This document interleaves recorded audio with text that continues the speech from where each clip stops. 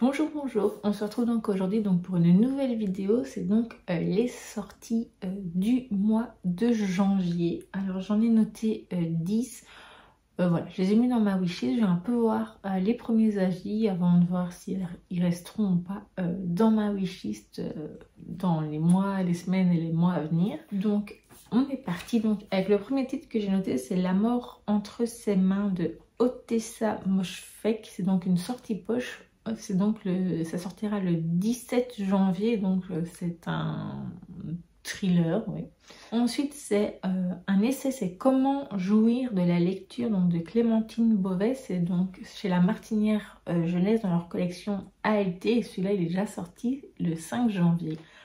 Ensuite, c'est un petit roman jeunesse, young adulte de fantasy, c'est La maison à l'orée de la magie de Amy Sparks qui sortira le 25 janvier.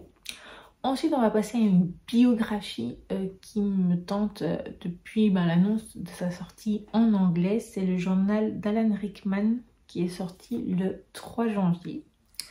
Ensuite, on a Bienvenue dans l'Anthropocène, donc chronique sensible des choses humaines, donc de John Green, qui est sorti le 4 janvier, donc en format poche. Ensuite, on a une version roman graphique d'un Disney Twisted Tale, donc sur la petite sirène, c'est Secret de l'océan, donc qui sortira le 24 janvier.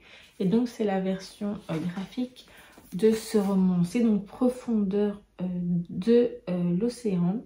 Et si Ariel n'avait jamais vaincu Ursula, donc voilà. Donc si jamais vous voulez le découvrir plutôt en roman graphique, qui sortira le 24 janvier. Donc, ensuite, j'ai noté 19 mars donc, de Millie Bobby Brown, donc, qui sortira le 25 janvier. Ensuite, c'est un roman sur l'univers de Stranger Things, donc Flight of Icarus, donc de Kathleen Schneider-Hahn, qui sortira le 18 janvier. Et donc là, c'est sur le personnage de Eddie. Enfin, donc, il nous en reste plus que deux. La première, c'est donc une sortie poche, c'est Amour et autres obsessions de Liane Moriarty, donc qui sortira le 31 janvier. Et donc là, c'est un policier, thriller, etc. Et enfin, c'est aussi une sortie poche, donc c'est une réédition. C'est Les dieux voyagent toujours incognito de Laurent Gounel, qui lui est sorti déjà le 3 janvier.